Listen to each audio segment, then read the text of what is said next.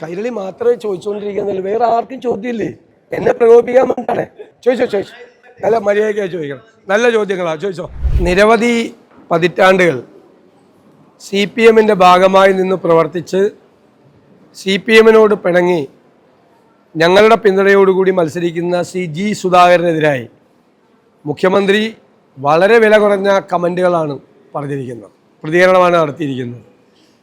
സുധാകരനെ മത്സരിപ്പിച്ച ഗതികേട് കോൺഗ്രസിനുണ്ടായി എന്നാണ് പറഞ്ഞിരിക്കുന്നത്. സുധാകരന് BJP-യുടെയും കോൺഗ്രസിൻ്റെയും സ്ഥാനാർത്ഥിയാണ് എന്നെല്ലാമുള്ള രീതിയിലാണ് മുഖ്യമന്ത്രി പറയുന്നത്. അതായത് CPM വിട്ടുവന്നവർ നമ്മൾ പിന്തുണ കൊടുക്കാൻ പാടില്ല, കോൺഗ്രസോ മുസ്ലിം ലീഗോ വിട്ടുവന്നവർക്ക് CPM-ന് പിന്തുണ കൊടുക്കാം. എന്തൊരു ഇരട്ടത്താപ്പാണ് ഈ മുഖ്യമന്ത്രിക്ക്, എന്തൊരു ഇരട്ടത്താപ്പാണ്. ലീഗ് വിട്ടുവന്ന ജലീലിനെ സ്ഥാനാർത്ഥിയാക്കിയില്ലേ CPM ഇല്ലേ? അബ്ദുൾ റഹ്മാൻ കോൺഗ്രസ് വിട്ടുപോയ ആളെ CPM സ്ഥാനാർത്ഥിയാക്കിയില്ലേ? എത്ര പേര് എവിടെയെല്ലാം ആക്കി, എത്ര ആളുകളാക്കി. ലീഗ് വിട്ടുവന്ന മുസ്തഫയെ പെരിന്തൽമണ്ണയിൽ സ്ഥാനാർത്ഥിയാക്കിയില്ലേ?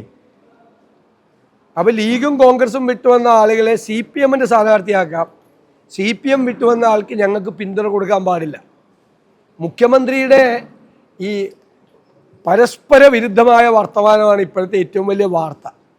അദ്ദേഹം പറയുന്നതിനൊന്നും യാതൊരു അടിസ്ഥാനമില്ല. സ്വന്തം പാർട്ടി അദ്ദേഹം തന്നെ കോൺഗ്രസും ലീഗും വിട്ടുവന്ന എത്രയോ പേർക്ക് സീറ്റ് കൊടുത്തിട്ട് CPM വിട്ടുവന്ന ഒരാൾക്ക് ഞങ്ങൾക്ക് സീറ്റ് കൊടുക്കാൻ പാടില്ല എന്ന് പറയുന്നത് എവിടത്തെ ന്യായമാണ്? മാത്രമല്ല, ഇദ്ദേഹത്തോട് എങ്ങനെയാണ് സംവാദം നടത്തുന്നത്? ഫേസ്ബുക്കിൽ ചോദിക്കുന്ന ചോദ്യത്തിന് മറുപടി ഇല്ലല്ലോ. അദ്ദേഹം ഒരു ആരോപണം ഉന്നയിച്ചാൽ നമ്മൾ മറുപടി കൊടുത്താൽ പിന്നെ കണ്ടംവഴി ഓടുകയെന്നൊന്നും ഞാൻ പറയുന്നില്ല, അതൊക്കെ സോഷ്യൽ മീഡിയയിലെ ഭാഷയാണ്. പക്ഷേ പിന്നെ അതിനെപ്പറ്റി ഒരു പിടിയില്ല. ഉമ്മൻചാണ്ടി സർക്കാരിൻ്റെ കാലത്ത് 4,43,000 വീട് വെച്ചു എന്ന് ഞാൻ പറഞ്ഞപ്പോൾ 4,000 വീട് മാത്രമേ വെച്ചുള്ളൂ. ഞാൻ പറഞ്ഞത് യമണ്ടൻ നുണയാണെന്നാണ് മുഖ്യമന്ത്രി പറഞ്ഞത്. ഞാൻ അതിൻ്റെ മുഴുവൻ തെളിവുകൾ ഹാജരാക്കിയപ്പോൾ ജനങ്ങൾക്ക് ബോധ്യമായി യമണ്ടൻ നുണ പറഞ്ഞത് മുഖ്യമന്ത്രി തന്നെയാണ്. പിന്നെ അതിനെക്കുറിച്ച് യാതൊരു തരത്തിലുള്ള മിണ്ടാട്ടവും ഇല്ല. പരസ്പര വിരുദ്ധമായ കാര്യങ്ങളാണ്. ജമാഅത്ത് ഇസ്ലാമിയെ പറ്റി പറഞ്ഞത് പിന്നെ മാറ്റി പറഞ്ഞു. ജമാഅത്ത് ഇസ്ലാമിയായിട്ട് ഒരു തരത്തിലുള്ള ബന്ധം ഉണ്ടായില്ല എന്ന് പറഞ്ഞു. BJP RSS-ഉമായിട്ട് ഒരു തരത്തിലുള്ള ബന്ധം ഉണ്ടായില്ല എന്ന് പറഞ്ഞു. ഞാൻ 1977 മാർച്ച് 4 ദേശാഭിമാനിയിലെ ആർട്ടിക്കിൾ ഞാൻ കാണിച്ചു തരാം. എഴുതിയിരിക്കുന്നത് എന്താണെന്നറിയാം? ജനസംഘം എന്ന് പറയുന്നത് ഒരു വർഗീയ പാർട്ടി അല്ല, ജനസംഘം ന്യൂനപക്ഷ വിരുദ്ധരല്ല, കോൺഗ്രസ്സുകാരാണ് ജനസംഘത്തിൻ്റെ തലയിൽ ഇതെല്ലാം കെട്ടിവെച്ചിരിക്കുന്നത്. നമ്മൾ ലൈബ്രറിയിൽ നിന്ന് എടുത്താണ്, തപ്പിപ്പോയാൽ നമ്മളും പോവുമല്ലോ. ആ കാലഘട്ടത്തിലാണ്, അതായത് ജനസംഘം എന്ന് പറയുന്നത് ഒരു വർഗീയ പാർട്ടി അല്ലെന്നും അവർക്ക് വർഗീയതയില്ലെന്നും ന്യൂനപക്ഷ വിരുദ്ധരല്ലെന്നും ഇതെല്ലാം കോൺഗ്രസ്സുകാർ മനഃപൂർവ്വം പറഞ്ഞ് അവരുടെ തലയിൽ കെട്ടിവെച്ചതാണെന്നും ലേഖനമാണ് എഡിറ്റോറിയൽ പേജിൽ ദേശാഭിമാനിയിൽ. ഞാൻ ഡേറ്റ് ഇട്ട് തരാം. ആ ലേഖനം എഴുതി വെച്ചിരിക്കുക EMS ആണ് അന്ന് അതിൻ്റെ പത്രാധിപർ. അപ്പോൾ ജനസംഘത്തെ വെള്ളപൂശി കൊടുത്ത പാർട്ടിയാണ് CPM. എന്നിട്ട് അവരുടെ പിന്തുണയോടുകൂടി ജയിച്ചു വന്ന ആളാണ് ഈ RSS-ന്റെ പിന്തുണയോടുകൂടി. എന്നിട്ട് നമ്മളെ ഇപ്പോൾ മതേതരത്വത്തിന് ക്ലാസ് എടുക്കാൻ വേണ്ടിയിട്ട് നമുക്ക് വരികയാണ് അദ്ദേഹം. ഇതെല്ലാം ഇവരുടെ ചരിത്രം ഇതാണ്. ഇപ്പോൾ വെൽഫെയർ പാർട്ടി നമ്മളെ പിന്തുണച്ചപ്പോൾ ബഹളമുണ്ടാക്കിയ CPM ഇപ്പോൾ PDP-യും SCP-യെയും പിന്തുണച്ചപ്പോൾ എന്താ പറയുന്നത്? ഞങ്ങളെ പിന്തുണച്ച് ഞങ്ങൾക്ക് എന്ത് ചെയ്യാൻ പറ്റുമെന്ന്.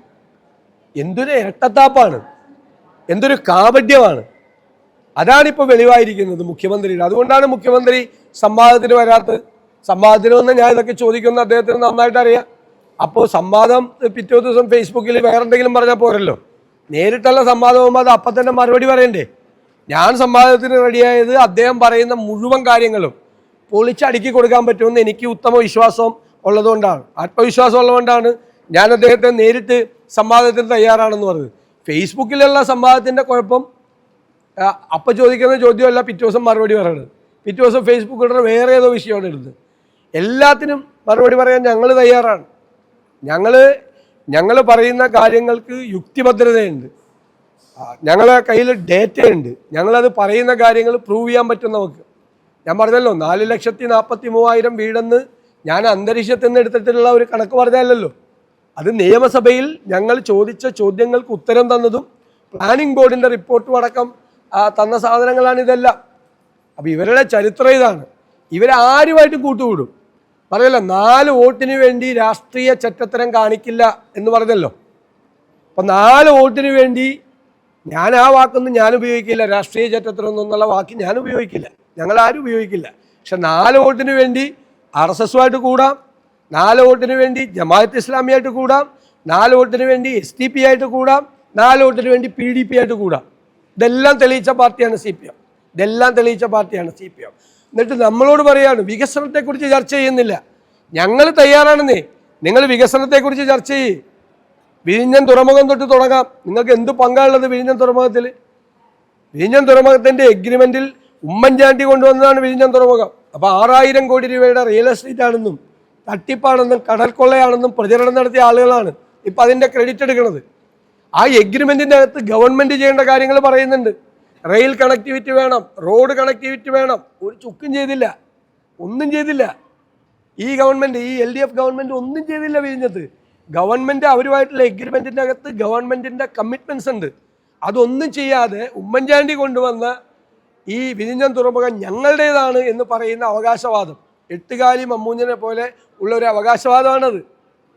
അതുപോലെ തന്നെ ഞാൻ പറഞ്ഞല്ലോ, ഗെയിൽ പൈപ്പ് ലൈൻ ഞങ്ങൾ പൂർത്തിയാക്കി. ഞങ്ങൾ ഗെയിൽ പൈപ്പ് ലൈൻ ഇടുമ്പോൾ അത് ഭൂമിക്കടിയിൽ ഒളിപ്പിച്ച് വെച്ച ബോംബാണെന്ന് പറഞ്ഞ ആൾ ഇവിടെ വ്യവസായ മന്ത്രിയായിട്ടിരിക്കുക. മനസ്സിലായ? കൊച്ചി മെട്രോ ഞങ്ങൾ കൊണ്ടുവന്നതാണ്. കൊച്ചി മെട്രോയ്ക്കെതിരെ സമരം ചെയ്ത ആളുകളാണ് ഇവർ. ഏത് വികസനത്തിനാണ് അനുകൂലമായി നിന്നത്? എല്ലാ പ്രധാനപ്പെട്ട വികസന പരിപാടികളും ഏത് പ്രോജക്റ്റാണ് ഇവർ കൊണ്ടുവന്നിരിക്കുന്നത്? ഒന്നും കൊണ്ടുവന്നിട്ടില്ല. അപ്പോൾ വികസനത്തെ പറ്റിയാണെങ്കിൽ വികസനത്തെ പറ്റി ഞങ്ങൾ ചർച്ച ചെയ്യാൻ തയ്യാറാണ്. ശബരിമലയിലെ സ്വർണ്ണക്കൊള്ളയെക്കുറിച്ചാണെങ്കിൽ സ്വർണ്ണക്കൊള്ളയെക്കുറിച്ച് ഞങ്ങൾ ചർച്ച ചെയ്യാൻ തയ്യാറാണ്. എന്താ സംശയം? ഏത് വിഷയം, ഡീലിനെ പറ്റിയാണെങ്കിൽ ഡീലിനെ പറ്റിയാവാം. ഇപ്പം എല്ലാവരുമായിട്ട് ഡീലാണ്. എങ്ങനെയെങ്കിലും ഏതെങ്കിലും 4 വോട്ട് കിട്ടാൻ വേണ്ടി മറ്റത് ചെയ്യില്ല എന്ന് പറഞ്ഞ ആളുകൾ 4 വോട്ട് കിട്ടാൻ വേണ്ടി എന്തും ചെയ്യും, എന്തും മടിക്കാത്തതാണെന്ന് തെളിയിച്ചിരിക്കുക. അതാണ് സംഭവം. അതെ, അത് കിട്ടുമായിരിക്കും, അദ്ദേഹത്തിന് കിട്ടുമായിരിക്കും. ചിലപ്പോൾ BJPക്കാർ വോട്ട് ചെയ്യുമായിരിക്കും അദ്ദേഹത്തിന് BJPക്കാർ വോട്ട് ചെയ്യുമായിരിക്കും. അതിനെന്താ? BJP ആയിട്ടുള്ള ഡീലൊന്നും അല്ലല്ലോ അത്. BJP ആയിട്ടുള്ള ഡീലല്ല, അദ്ദേഹത്തിന് കിട്ടുമായിരിക്കും. അദ്ദേഹത്തിന് എല്ലാ രാഷ്ട്രീയ CPM-കാർ ചെയ്യത്തില്ലേ? CPM-കാർ ചെയ്യത്തില്ലേ? G. സുധാകരൻ അവിടെ വോട്ട് ചെയ്യില്ലേ? G. സുധാകരന് നിങ്ങൾക്ക് പറയാൻ പറ്റുമോ ചെയ്യില്ല എന്ന്? അവിടെ ഏറ്റവും കൂടുതൽ വോട്ട് അദ്ദേഹത്തിന് കിട്ടാൻ പോകുന്നത് UDF കഴിഞ്ഞാൽ പിന്നെ കിട്ടാൻ പോകുന്നത് CPM-ൻ്റെ വോട്ടാണ് അദ്ദേഹത്തിന് കിട്ടാൻ പോകുന്നത്. സംശയം വല്ലതും ഉണ്ടോ? ഇവരെക്കാളൊക്കെ വലിയ നേതാവാണ് അദ്ദേഹം. അല്ല, അദ്ദേഹം അല്ലെന്നേ. BJPക്കാർ അദ്ദേഹത്തിന് വോട്ട് ചെയ്യണേന് എനിക്കെന്താ കുഴപ്പം? BJPക്കാർ വോട്ട് ചെയ്യും, CPM-കാർ വോട്ട് ചെയ്യും, കോൺഗ്രസ്സുകാർ വോട്ട് ചെയ്യും, UDF-കാർ വോട്ട് ചെയ്യും, എല്ലാവരും വോട്ട് ചെയ്യും അദ്ദേഹത്തിന്. അദ്ദേഹം ഇൻഡിപെൻഡൻ്റ് ആയിട്ട് നിൽക്കുകയല്ലേ, അദ്ദേഹത്തിന് എല്ലാവരും വോട്ട് ചെയ്യും. അതിനെന്താ കുഴപ്പം? ഞാനൊരു കാര്യം ചോദിക്കട്ടെ. അപ്പുറത്തുനിന്ന് ഇപ്പുറത്തേക്ക് വന്ന ഒരു സ്വതന്ത്രനെ നിങ്ങൾ പിന്തുണച്ചില്ലേ? ആ പാലക്കാട് നിങ്ങൾ ആരെയാണ് പിന്തുണച്ചത്? പേര് സരിൻ അല്ലേ? പിന്തുണച്ചില്ലേ? കോൺഗ്രസ് കിട്ടുമെന്നല്ലേ? അതിൽ BJP പോയിട്ട് സീറ്റ് ചോദിച്ചിട്ട് BJP കൊടുക്കാത്തതുകൊണ്ടാണ് CPM-ൻ്റെ സ്ഥാനാർത്ഥിയായത്. ഒരു മടിയുണ്ടായില്ലേ? ഈ പിണറായി വിജയൻ്റെ ഒരു പ്രശ്നം എന്താ അറിയാം? അദ്ദേഹം ഇതൊക്കെ മറന്നു. എന്നിട്ട് നമ്മളൊരു സ്വതന്ത്ര സ്ഥാനാർത്ഥിയെ പിന്തുണച്ചത് ഭയങ്കര കുറ്റകൃത്യം എന്ന് പറയുകയാണ്. ഇന്ന് രാവിലെ ഞാൻ എണ്ണി പറയാം. CPM പിന്തുണച്ച വേറെ സ്വതന്ത്ര BJP പോയി കേന്ദ്രമന്ത്രിയായി, അൽഫോൺസ് കണ്ണന്താനം ഇല്ലേ? ഒരാൾ ആയില്ലേ? ഈ സരിൻ BJP-യുടെ അടുത്ത് പോയിട്ട് സീറ്റ് കിട്ടാത്തതാണ് CPM-ൽ വന്നിട്ട് CPM-ൻ്റെ സ്ഥാനാർത്ഥിയായത്. അപ്പോൾ സുധാകരനെ പോലുള്ള സമുന്നതരായ ഒരു നേതാവിനെ CPM വിട്ട് വന്നപ്പോൾ ഞങ്ങൾ പിന്തുണച്ചതിന് ഞങ്ങളെ പരിഹസിക്കുക. ഞാൻ പറഞ്ഞല്ലോ, മലപ്പുറം ജില്ലയിൽ മാത്രം CPM-ൽ ലീഗും വിട്ടുവന്ന എത്ര പേരെ സ്ഥാനാർത്ഥിയാക്കി? പറയുമ്പോൾ ഇതൊക്കെ ആലോചിക്കേണ്ട. ഇതൊക്കെ ഞങ്ങളുമൊക്കെ അറിയാമല്ലോ. ഞങ്ങളുമൊക്കെ ഇതൊക്കെ അറിയുന്ന ആളല്ലേ. രാഷ്ട്രീയവും കഴിഞ്ഞ 19 കൊല്ലത്തെ രാഷ്ട്രീയമൊക്കെ അറിയാവുന്ന ആളല്ലല്ലോ ഞങ്ങളെല്ലാം. ഞങ്ങൾ അപ്പം തന്നെ മറുപടി പറയില്ലേ?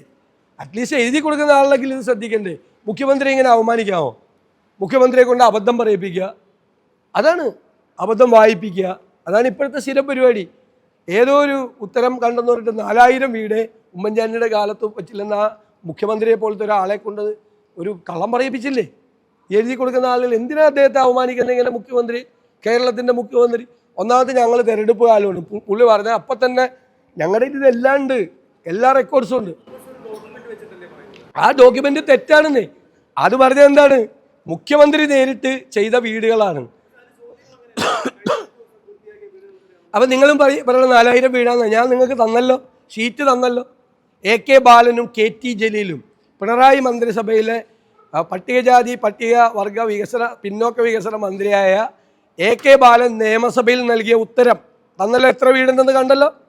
പ്ലസ് തദ്ദേശ സ്വയംഭരണ വകുപ്പ് മന്ത്രി KT ജലീൽ ഉമ്മൻചാണ്ടിയുടെ കാലത്ത് എത്ര വീട് വെച്ചെന്ന് തന്ന കണക്ക് കണ്ടല്ലോ. എന്നിട്ട് നാണാവില്ലേ? 4000 വീടാ, 4000 വീട് ആ കാലത്ത്. അന്ന് വായിച്ചു നോക്കാൻ പറയാം. ഇത് ഞാൻ നിയമസഭയിൽ പറഞ്ഞതാണ്. നിയമസഭയിൽ പറഞ്ഞപ്പോൾ മിണ്ടിയില്ലല്ലോ മുഖ്യമന്ത്രി, മറുപടി പറഞ്ഞില്ല. ഈ എഴുതി കൊടുക്കുന്ന ആളുകളാണ് അദ്ദേഹത്തെ ഇങ്ങനെ കളിപ്പിക്കുന്നത്. നമ്മുടെ ആരെങ്കിലും ആണെന്ന് എനിക്ക് സംശയമുണ്ട്. പുള്ളി എങ്ങനെ കളിപ്പിക്കണം? അവിടെ ഈ എഴുതി കൊടുക്കണം, അവിടെ ആരെങ്കിലും ഒളിച്ചു കയറി വല്ല ആരെങ്കിലും കയറിയിട്ട് എന്തൊക്കെയാണ് പാവത്തിനെ കൊണ്ട് പറയിപ്പിക്കണത്? എനിക്ക് സംശയമുണ്ട്. നമ്മുടെ ആരെങ്കിലും കയറിയിട്ട് പുള്ളിയെ വലയ്ക്കാൻ വേണ്ടിയിട്ട് കയറിയാണ്. ഞാൻ ഒന്ന് അന്വേഷിക്കാം ഉറപ്പായിട്ട്.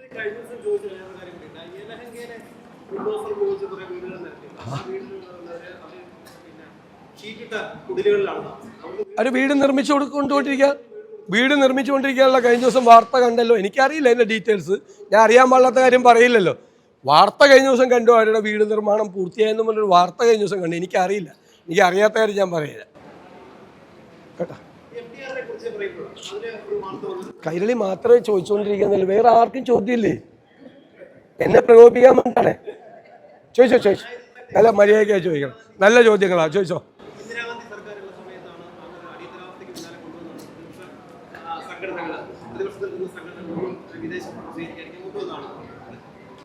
FCRI ആക്ട്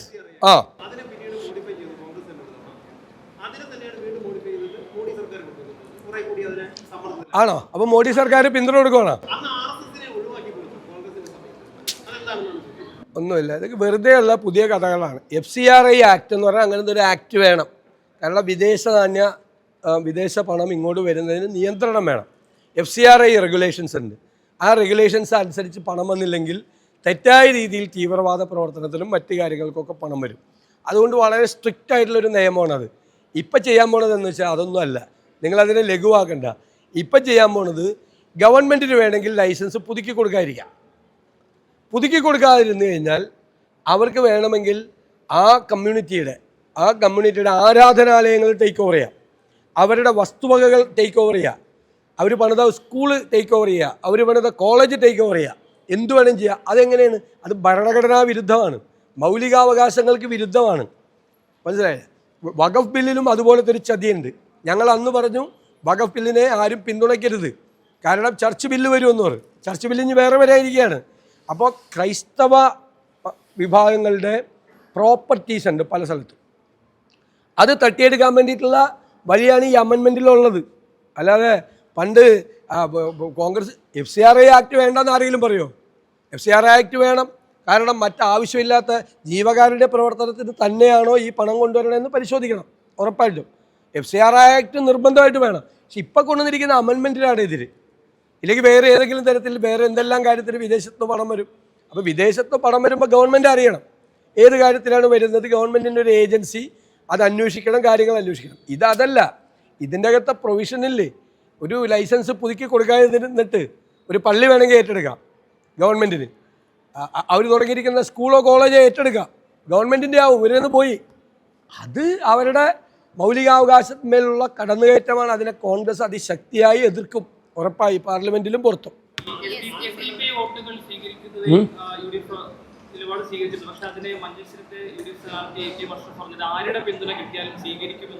അതൊക്കെ സ്ഥാനാർത്ഥികൾ അങ്ങനെയല്ലേ പറയുള്ളൂ. സ്ഥാനാർത്ഥികൾ അങ്ങനെയല്ലേ പറയുള്ളൂ. സ്ഥാനാർത്ഥി ആരുടെ പിന്തുണ കിട്ടിയാലും സ്വീകരിക്കുമെന്നല്ലാതെ സ്ഥാനാർത്ഥി പറയണ്ട, അങ്ങനെയല്ലേ സ്ഥാനാർത്ഥികൾ പറയുള്ളൂ. ഞാൻ പറഞ്ഞില്ലേ, പൊതുവായിട്ടുള്ള ഒരു തീരുമാനം എടുത്തിട്ടുണ്ട്. ആ തീരുമാനം മാറ്റിയിട്ടില്ല UDF. മാറ്റിയാലേ എനിക്ക് പറയാൻ പറ്റുള്ളൂ UDFിൻ്റെ തീരുമാനം. നിങ്ങൾ അതിലാണ് വാർത്ത വെൽഫെയർ പാർട്ടി ഞങ്ങളെ പിന്തുണച്ചപ്പോൾ ബഹളമുണ്ടാക്കിയ, ഒച്ചപ്പാടുണ്ടാക്കിയ മുഖ്യമന്ത്രി പിണറായി വിജയനും CPM നേതാക്കന്മാരും SDPI CPMന് പിന്തുണ പ്രഖ്യാപിച്ചപ്പോൾ എന്താണ് മിണ്ടാത്തത്? PDP പിന്തുണ പ്രഖ്യാപിച്ചപ്പോൾ എന്താ മിണ്ടാത്തത്? അപ്പം അവരെ പിന്തുണച്ചാൽ മതേതരവാദികൾ അല്ലേ, ഞങ്ങളെ പിന്തുണച്ചാൽ വർഗീയവാദികൾ. അത് കയ്യിൽ വെച്ചാൽ മതി. ഇപ്പം കേരളത്തിൽ ഇവരുടെ മൂടുപടം അഴിഞ്ഞു വീണു. ഇവർ 4 വോട്ടിന് വേണ്ടി മുഖ്യമന്ത്രി പറഞ്ഞതുപോലെ ഡാഷ് ചെയ്യുന്നവരാണ്, ഞാൻ ആ വാക്ക് ഉപയോഗിക്കില്ല എന്ന് അവർ തന്നെ തെളിയിച്ചു.